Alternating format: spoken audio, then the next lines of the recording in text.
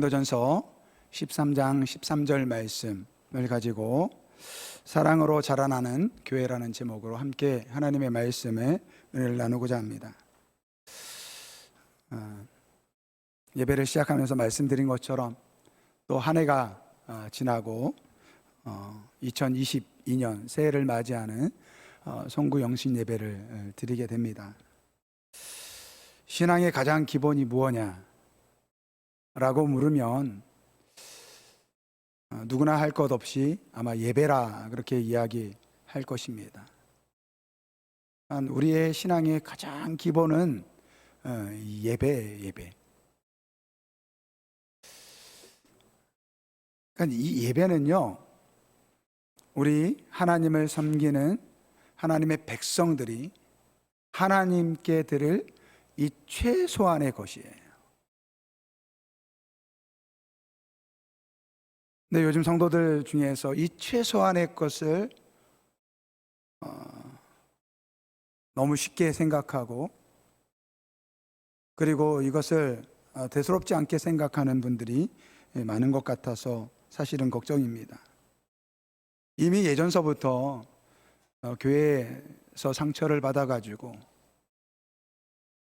혼자 가정에서 신앙생활을 하면서 이 가난한 성도로 이렇게 신앙생활을 한다는 사람들이 많다라는 것을 아마 여러분들 아실 것입니다. 가난한 성도, 거꾸로 하면 안 나가, 교회 안 나간다라는 거예요. 왜냐하면 교회 가면 맨날 싸우기만 하고, 그리고 세상 사람들보다 더 못한 그러한 모습들이 교회 안에 있는 것을 보면서 상처를 많이 받았다라는 거예요. 여러분, 이거는 이유가 될 수 없습니다. 교회는요, 예수님의 이 십자가의 보혈로 세워진 곳이지만, 이 죄 많은 우리가 그 교회를 세우기 때문에 우리 안에 있는 이 죄의 이 모습들이요, 순간순간 일어나는 거예요. 그러니까 교회에서 여러분 너무 아름다운 모습만 기대하지 마세요. 그나마 제가 보기에는요, 세상보다 더 조금 그래도 나은 곳이 교회인 것입니다. 근데 그런 상처를 받으신 분들이 안 나가! 해가지고 가난한 성도들이 많다고 합니다. 최근에는 이 코로나 이 사태가 이루어진 다음에 비대면 예배를 통해서 이제 코로나가 좀 이제 전염병이 있으니까 그것 때문에 이렇게 여러 가지 염려증 때문에 교회 못 나오시는 분들도 있지만, 어떤 분들은 이것이 하나의 핑계가 돼버렸어요. 그래서 비대면 예배 드리지만 그냥 대충 드리고, 그리고 왜 교회 안 나오냐? 코로나 때문에 못 나온다라고. 근데 정작 삶을 돌아보면 자기가 하고 싶은 건 다 해요. 친구, 동창 모임, 식사 모임, 마트도 가고 쇼핑도 하고 할 건 다 해요. 그런데 정작 교회에서 1시간 예배 드리는 것은 이런저런 핑계를 대면서 예배를 드리지 않는 모습들이 있다라는 것입니다. 물론 우리 교회도 올 한 해 동안에 정말 이 코로나가 심할 때는요, 비대면 예배를 드렸습니다. 지금도 이제 이렇게 감기 증상이 있는 분들은 비대면 온라인 통해서 예배를 드릴 수 있으니까 드리라고 제가 권면을 드립니다. 하지만 여러분들, 이 코로나가 우리의 예배에 이 핑계가 돼서는 안 된다라는 것입니다. 저도 이제 휴가 가서 온라인으로 한번 예배를 드려봤는데요, 아무래도 현장에서 예배 드리는 것과는 좀 차이가 있는 것은 사실입니다. 그러니까 이 코로나라는 특별한 시기이기에 우리가 방역에 최선을 다하면서도 예배를 향한 우리의 마음은 바뀌지 말아야 된다는 것입니다. 참 감사한 것은 우리 아름다운 교회 성도분들 중에서는 그런 분들이 보이지 않아서 참 감사해요. 그런 의미에서 오늘 이렇게 한 해를 마무리하고 또 새해를 맞이하면서 우리가 이 시간에 함께 또 예배 성전에 나와서 예배 드리시는 분들, 또 지금 온라인을 통해서 예배하는 우리 성도님들 진심으로 사랑하고 축복합니다. 한 해를 보내면서 우리 성도님들과 이야기하고 싶은 것은 딱 두 가지입니다. 첫째는 감사입니다. 감사. 우리 그리스도인들의 감사는요, 세상 사람들의 감사와는 좀 다릅니다. 세상 사람들의 감사는 대부분 이제 조건적이죠. 그러니까 자기가 뜻한 것들 이루어지고 자기가 계획한 대로 이루어지는 것이 감사의 조건입니다. 그러나 우리 하나님의 백성, 우리 예수 그리스도를 믿는 성도들의 감사는 하나님께 있음을 믿으시길 바랍니다. 우리의 감사의 조건은요, 하나님께 있는 거예요. 시편 107편 1절 말씀을 보면 여호와께 감사하라. 그는 선하시며 그 인자하심이 영원함이로다. 할렐루야. 하나님께 감사.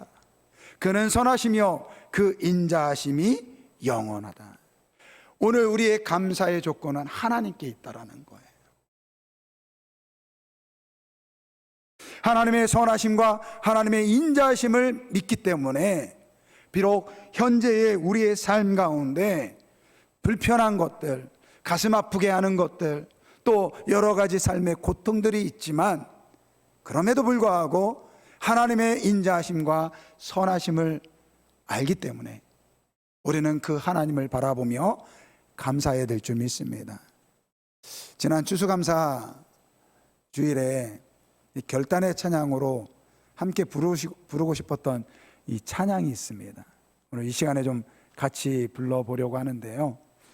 아마 처음 이렇게 찬양을 듣는 분들도 있을 텐데 우리 같이 한번 이 찬양 부를 때 이 가사를 한번 묵상하면 좋을 것 같습니다.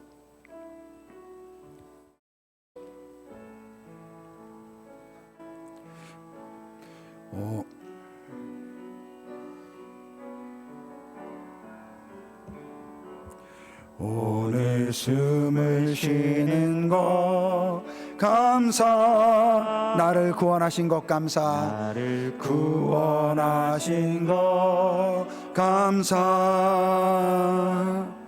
내 뜻대로 안 돼도 주가 인도하신 것 모든 것 감사. 내게 주신 모든 것 감사. 때로 가져가심도 감사. 때론 가져가심도 감사. 내게 고난 주셔서 주 뜻 알게 하신 것 모든 것 감사. 오늘 숨을 쉬는 것 감사. 숨을 쉬는 것 감사. 나를 구원하신 것 감사. 나를 구원하신 것 감사. 내 뜻대로 안 돼도 내 뜻대로 안 돼도 주가 인도하신 것 모든 것 감사. 내게 주신 모든 것 감사. 때로 가져가심도 감사. 내게 고난 주셔서 주 뜻 알게 하신 것 모든 것 감사. 주님 감사해요. 주님 감사해요. 주님 감사해요. 내가 여기까지 온 것도 은혜입니다. 주님 감사해요. 주님 감사해요. 나를 사랑하신 주 사랑 감사합니다. 항상 주 안에 항상 주 안에 있음 감사. 참된 소망 주신 감사. 참된 소망 주심도 감사. 나 같은 사람도 나 같은 사람도 자녀 삼아 주신 것 모든 것 감사. 주님 감사해요. 주님 감사해요. 주님 감사해요. 내가 여기까지 온 것도 은혜입니다. 주님 감사해요. 주님 감사해요. 나를 사랑하신 것 감사합니다. 참 가사가 아름답지 않습니까? 오늘 숨을 쉬는 것도 감사. 나를 구원하신 것도 감사. 내 뜻대로 안 돼도 중요한 것은 주가 인도하신 것 모든 것 감사. 내게 주신 모든 것 감사. 때론 가져가심도 감사. 내게 고난 주셔서 주 뜻 알게 하신 것 모든 것 감사. 할렐루야. 이것이 하나님께서 우리에게 주시는 감사인 것입니다. 이 찬양의 가사처럼 우리 아름다운 교회 성도분들은 2021년 한 해를 마무리하면서 하나님께 모든 것에 감사하는 시간들이 되시기를 주님의 이름으로 축원드립니다. 반면에 새로운 한 해를 맞이하면서 하나님께 여러분과 함께 나누고 싶은 말씀은 바로 사랑입니다. 여러분, 기독교는 사랑의 종교입니다. 할렐루야. 네. 근데 이게 이것도 마찬가지로 세상이 말하는 그러한 사랑이 아닙니다. 요한복음 15장 12절서부터 15절까지 말씀은 예수님께서 그 제자들에게 하신 말씀이에요. 그 제자들에게 이제 잡히시기 직전에 제자들에게 하신 말씀입니다. 내 계명은 곧 내가 너희를 사랑한 것과 같이 너희도 서로 사랑하라 하는 이것이니라. 사람이 친구를 위하여 자기 목숨을 버리면 이보다 더 큰 사랑이 없나니 너희는 내가 명하는 대로 행하면 곧 나의 친구라. 이제부터는 너희를 종이라 하지 아니하리니 종은 주인이 하는 것을 알지 못함이라. 너희를 친구라 하였노니 내가 내 아버지께 들은 것을 다 너희에게 알게 하였음이니라. 오늘 예수님께서 그 제자들과 마지막으로 이제 작별 인사를 하면서 뭐라고 이야기합니까? 너희는 나의 친구다. 그렇게 말씀하시면서 사람이 자기 친구를 위해서 자기 목숨을 버리는 것보다 더 큰 사랑은 없다라고 말씀하고 계세요. 이 말인즉 무슨 말입니까? 너희의 친구가 된 내가 너희를 위해서 죽겠다 라는 예수님의 그 말씀을 하고 있는 것입니다. 예수님께서는 십자가 위에서 죽으시면서 돌아가시면서 그 사랑이 무엇인지를 우리에게 알려주셨습니다. 여러분, 누가복음 10장에 보면 이 선한 사마리아인이라는 이야기가 나옵니다. 한 사람이 이 강도를 만나가지고 가진 거 다 빼앗기고 죽도록 얻어맞아가지고 죽을 지경에 이르게 된 것입니다. 근데 예수님의 그 비유에 보면 한 제사장이 지나가고 한 레위인이 지나가는데 그 죽어가는 그 강도 만난 사람을 외면합니다. 반면에 사마리아인은 그 죽어가는 사람을 보고선 그에게 가서 그를 돌보고 그를 구원해주고 그를 돌보게 됩니다. 예수님께서 이 비유를 통해서 누가 나의 이웃입니까? 라고 질문했던 그 사람에게 묻습니다. 누가 강도 만난 사람의 이웃이냐? 그 사마리아 사람입니다. 그래, 맞다. 너도 가서 그 사마리아 사람과 같이 행하라 라고 말씀하고 있습니다. 여러분, 이 예수님의 비유를 보면 제사장과 레위인이 나옵니다. 근데 그 제사장과 레위인은요, 그 죽어가는 강도 만난 사람을 외면합니다. 그런데 이 사마리아인은 그 죽어가는 사람을 도와줍니다. 여러분, 제가 만약에 사마리아 그 사람에게 당신은 왜 그 죽어가는 사람을 도와줬습니까? 라고 묻는다고 하면 그 사람이 제게 뭐라고 이야기하겠습니까?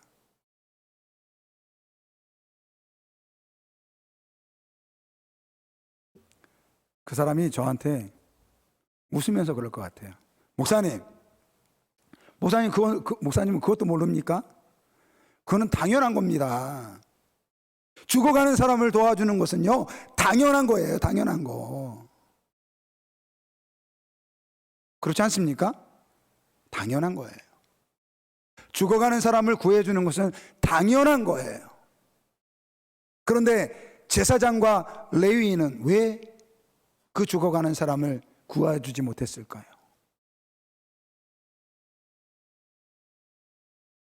그들은요, 나름대로 당시 유대인으로서 하나님을 섬기는 종교, 하나님을 섬기는 영적 리더들이에요.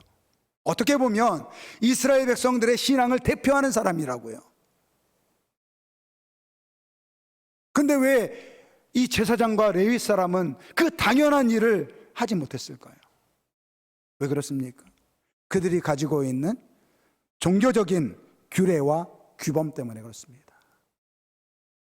당시 제사장들과 레위인들은요, 자기를 성결하게 해야 돼요. 그래서 죽은 사람의 죽은 시신을 만지면 자기가 부정하게 된다라고 그렇게 생각을 했습니다. 행여라도 저 죽어가는 사람을 만졌다가 혹시라도 그 사람이 죽으면 내가 부정하게 되니까 그 종교적인 규례와 규범 때문에 그 사람을 외면할 수밖에 없었다라는 거예요. 여러분, 이게 정말 무서운 말씀이에요. 지금 교회가, 성도가 사회적으로 비난받는 이유가 여기에 있는 것입니다. 자기의 종교적인 거룩을 빌미로 강도 만나 죽어가는 사람을 못 본 채 하는 모습과 지금 그러한 모습이 교회와 우리 성도들 안에 있다라는 것입니다. 여러분, 예수님의 사랑의 특징이 무엇인지 아십니까? 예수님의 사랑에는요, 크게 두 가지 특징이 있습니다.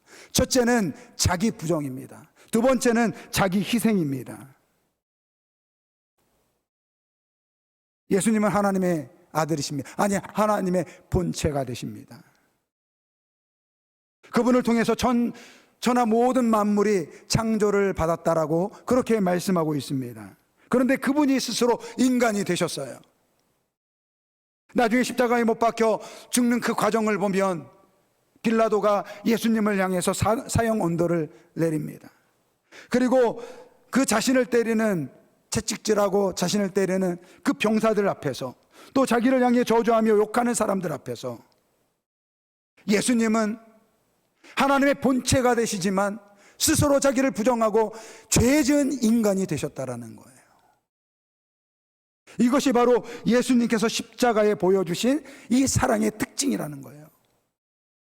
자기를 부정해야 된다는 거예요. 자기를 부정해야 된다.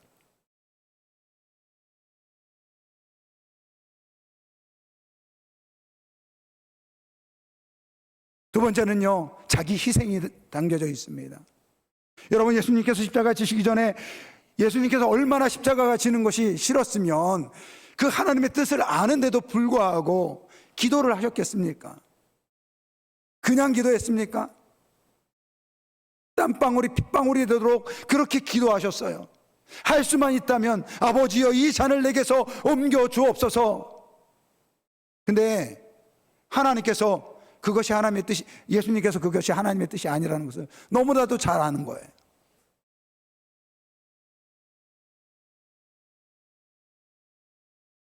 인간을 구원하기 위한 그 하나님의 그 구원의 계획을 이루기 위해서는 자기 자신이 십자가에 못 박혀 죽어야만 된다라는 그 사실을 아셨기에 예수님께서는 자기의 몸을 희생하신 것입니다. 그러니까 오늘 우리가 사랑이라는 것은 이러한 자기 희생과 자기 부정이 담겨져 있다는 것입니다. 오늘 우리가 같이 읽은 말씀은 고린도전서 13장 13절 말씀입니다. 2022년 우리 교회 표어가 되는 주제 말씀입니다. 혹시 올라오실 때 현수막 보셨어요? 내년도 이제 20분만 지나면 내년인데 2022년도 우리 교회 표어입니다. 사랑으로 자라나는 교회. 고린도전서 13장 13절 말씀, 그런즉 믿음, 소망, 사랑 이 세 가지는 항상 있을 것인데 그 중에 제일은 사랑이라.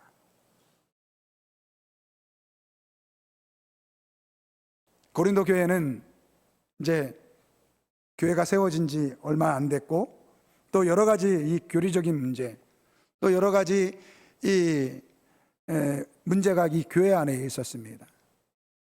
그 중에 하나가 이 은사 문제입니다. 그래서 이 고린도전서 12장에 이 은사에 대한 이야기를 하면서 하신 말씀이 고린도전서 13장 말씀이에요. 여러분, 은사가 무엇입니까? 은사라는 것은 카리스마 이렇게 되어 있어요. 그런데 이 카리스마라는 것은 이 카리스, 그러니까 이 은혜에서 파생된 말씀입니다. 단어예요. 즉, 이 은사라는 것, 카리스마라는 이 은사라는 것은 이 카리스, 이 은혜가 각 사람에게 개별화되고 구체화되는 것이 바로 이 카리스마예요. 은사예요. 그래서 우리가 그 예수 그리스도의 구원의 은혜로 우리가 구원함을 받잖아요. 그러면 자동적으로 그 은혜의 선물인 이 카리스마, 은사가 우리에게 주어지는 것입니다. 그래서 오늘 우리 교회도 보면 여러 가지로 사역하시는 분들이 많아요. 기도 사역하시는 분들도 있고, 또 차량으로 봉사하시는 분들도 있고, 또 성가대로 봉사하시는 분들, 또 교사로 봉사하시는 분들이, 이게 뭐예요? 다 은사라는 거예요. 그러니까 은혜를 받으면 우리에게 은사는 저절로 따라오는 거예요. 근데 여러분, 종종 뭐 이 은사 집회다 뭐 이렇게 그런 집회들을 하는 것들이 있습니다. 뭐 방언의 은사, 뭐 물질 은사, 신유 은사, 뭐 이런 집회가 있는데 여러분들 이런 집회 따라가면 안 돼요.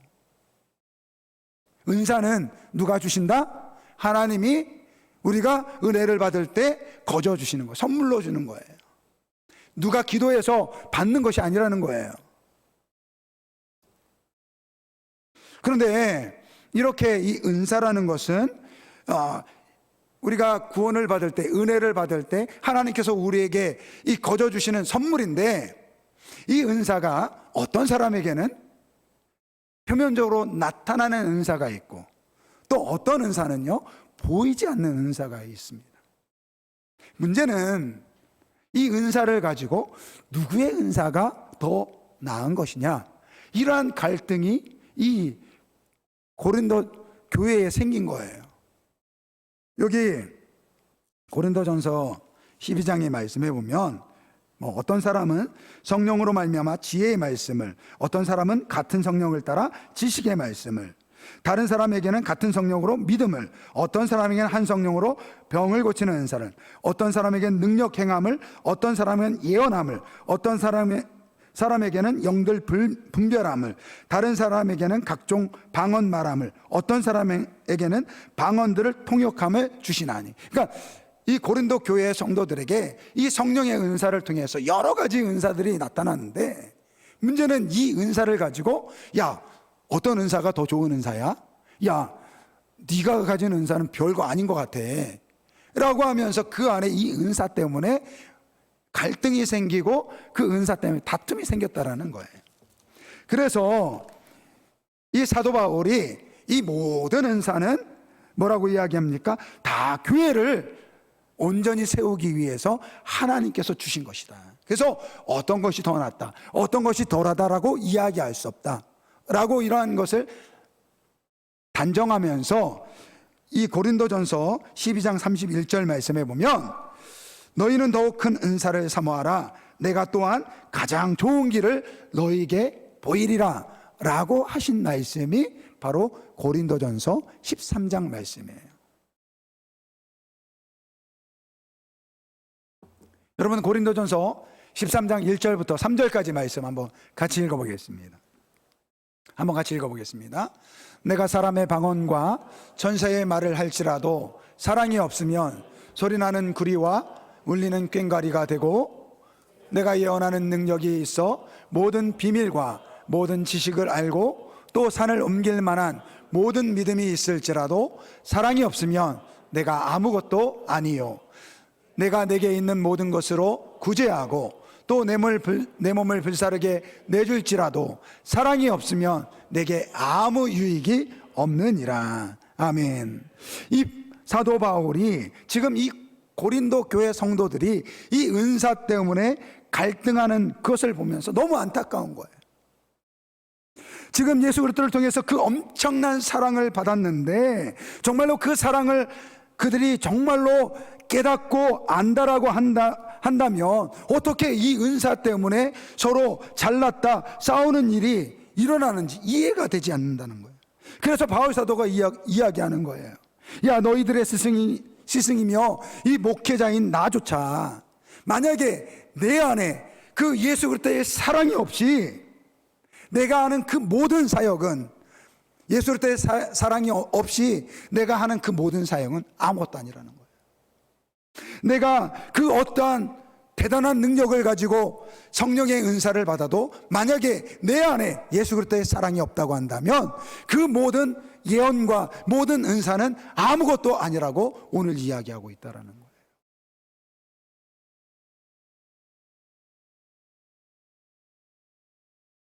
그러니까 이 이야기는요, 무슨 이야기를 하느냐면 너희들이 지금 이 고린도 교회 성도들에게 지금 바울 사도가 이렇게 이야기하는 거예요.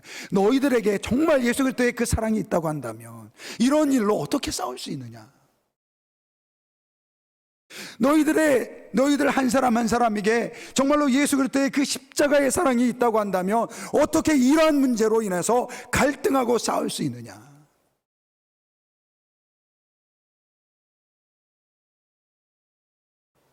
그래서 아무리 좋고 대단한 은사를 가져도 그 사람 안에 사랑이 없다고 한다면 그런 아무 소용이 없다라는 거예요.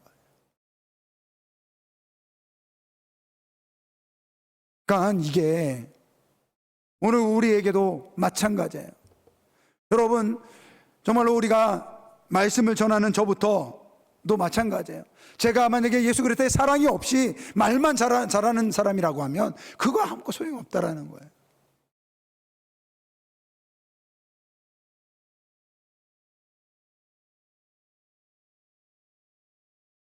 정말로 우리가 예수를 섬기면서 제일 중요한 것은 이 예수님의 사랑이 우리의 가슴 안에서 날마다 살아 움직여야 된다라는 거예요. 저는 우리 아름다운 교회 성도분들이 이 예수 그리스도의 사랑이 날마다 우리 가슴 속에서 뜨겁게 살아 움직이는 분들이 되시기를 주님의 이름으로 축원드립니다. 여러분, 앞으로 우리가 맞이할 세상은요, 점점 기독교에 대한 반감이 더 커질 것이 분명합니다.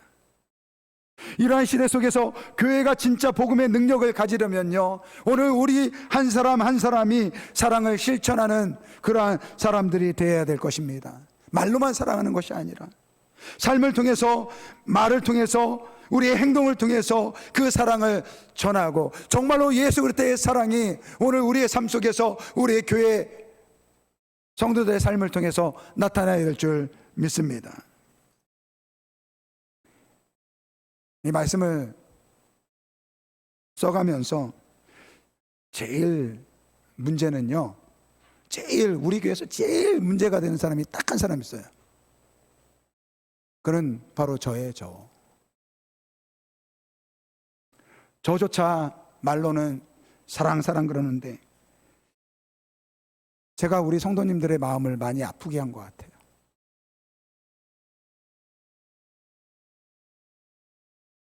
혹이라도 제가 말씀을 전하면서 우리 성도분들 마음을 아프게 한 일이 있다면 이 시간을 통해서 용서해 주시기 바랍니다. 제가 참 부족합니다. 그러니까 제가 먼저 본이 돼야 되는데 그렇지 못한 것 같아요. 저를 위해서 많이 기도해 주시기 바랍니다. 저는 우리 아름다운 교회가 참 좋습니다. 오늘 이 자리에 있는 우리 성도들 한 분 한 분은요, 사실 제게는 너무 가분한 분들이에요. 참 올 한 해를 마무리하면서요, 저게는 좀 제 개인적으로는 참 감사한 일들이 되게 많이 있었습니다. 저희 가정에도 좋은 일이 있었고, 또 우리 이제 주일날 광고가 되겠지만 어제 우리 이종훈 장로님이 연락이 왔어요. 목사님, 중국 일이 이제 마무리되면서 이제 한국으로 다시 돌아옵니다. 영구 귀국합니다. 그렇게 이야기하시는 거예요. 제가 우리 이종훈 장로님 위해서 기도할 때마다요, 그렇게 기도했어요. 하나님, 할 수만 있다면, 지난 당회 때도 그 기도 드렸어요. 하나님, 할 수만 있다면 하나님 우리 장로님 빨리 한국에 들어오게 해주세요. 제가 기도하면서도 내가 이렇게 기도하는 게 맞나? 왜냐하면 여기 우리 장로님이 속해 있는 회사가 다 지금 중국으로 옮겨졌는데 어떻게 오겠습니까? 그래서 제가 기도하면서도 내가 이렇게 기도하는 게 맞나? 근데 우리 장로님 위해서 기도할 때마다 그렇게 기도했어요. 근데 참 놀랍게도 그렇게 오시게 됐다라는 이야기를 너무너무 감사하더라고요. 또 우리 이덕기 장로님은 30년 넘게 또 이렇게 한 직장에서 계시다가 사실은 작년에 은퇴하시고 1년 동안 촉탁 근무를 더 하셨는데, 올해는 이제 그것까지 마치면서 지난 수요일 날 이 30년 동안 냈던 이 사원증을 반납하고 오셨다라는 그 이야기를 들으면서 이제 더 연장을 할지 안 할지 참 걱정이라고 하면서 되게 아쉬운 그런 마음을 막 전하시더라고요. 우리가 어떻게 하겠습니까? 걱정하지 마세요. 장로님 걱정하지 마. 혹시 쉬라고 하면은 쉬시면 되죠. 평생 동안 수고하셨는데. 근데 오늘 아까 한 5시쯤인가 우리 장로님 연락 왔어요. 할렐루야, 1년 동안 더 일하게 됐습니다. 할렐루야. 그것 말고도 사실 우리 교회적으로 보면 너무 감사한 일들이 참 많았습니다. 물론 그 가운데 또 병약하시고 또 어려운 일을 맞이해 가지고 좀 힘겨운 일을 당하시는 우리 권사님들도 계시고요, 지사님도 계십니다. 그러한 일들을 보면서 또 한쪽으로는 또 죄송한 마음이 들어요. 내가 좀 더 많이 돌아보지 못한 것이 아닌가라는 그러한 죄책감이 좀 들더라고요.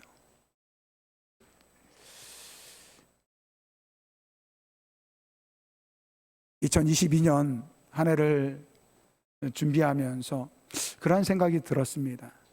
점점 이 세상은요, 교회를 향해서, 성도를 향해서 비난하고 조롱하는 그러한 시대가 흐를 수밖에 없을 것입니다.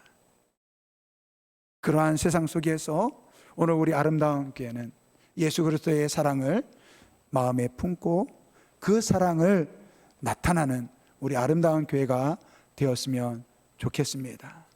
이 시간에 우리 한번 같이 기도할 때, 하나님, 우리가 사랑으로 자라나는 우리 아름다운 교회 되게 하여 주옵소서. 내가 먼저 정말로 예수의 사랑 안에 거하게 하여 주옵소서. 우리 이렇게 한번 결단의 기도 한번 드리겠습니다.